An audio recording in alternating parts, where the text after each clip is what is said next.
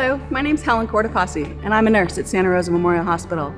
Throughout my career, I've trained hundreds of people in cardiopulmonary resuscitation. CPR was created in 1960 when pioneers combined mouth-to-mouth breathing with chest compressions.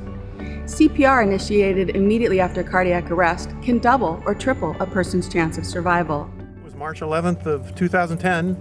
I was jogging around Spring Lake just as I normally do when I suddenly experienced a sudden cardiac arrest. I was unconscious, so the rest has been told to me, but I'm told a Good Samaritan called 911 and yelled out for help. And a nurse happened to be nearby who knew CPR, and she came and started doing CPR on me. She did CPR probably for 8 minutes until the fire truck arrived. The firemen I met later said I was pretty blue.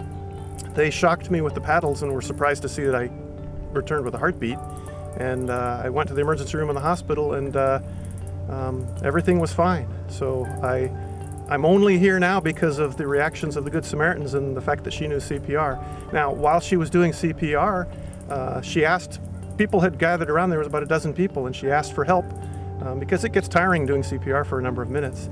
But nobody volunteered to step forward. Either they didn't know CPR, or they hadn't been refreshed on it, or they weren't willing to step forward. So I would encourage everybody to take a CPR class, take your family to a CPR class, get refreshed if you've had one before so that you're current, and don't be afraid to step in and help save someone's life.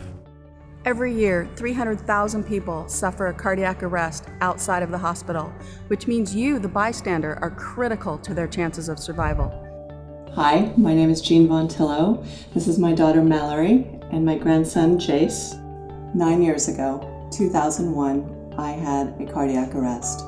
I had just gone shopping, came home, was putting some things away, and was in my bedroom, and that's all I remember. When I went in her room, kind of did a double take. She was bent halfway over on the bed, and when I pulled her face back, she was aspirating and blue in the face. So I went out into the living room and called my dad in. We called 911 and started CPR. I had actually, I think it was about a week before I just became CPR certified through my school in a sports medicine class. And at the time I thought, I'm never gonna need this. This is kind of pointless, but it turned out things work in weird ways, I guess. They found that one of my valves had been leaking, and by that happening, it had caused so much blood around my heart that the electrical connections could no longer connect. The fact that my daughter had CPR training is what saved my life. I urge you to log on to the American Heart Association's website or call their toll-free number and find a class near you.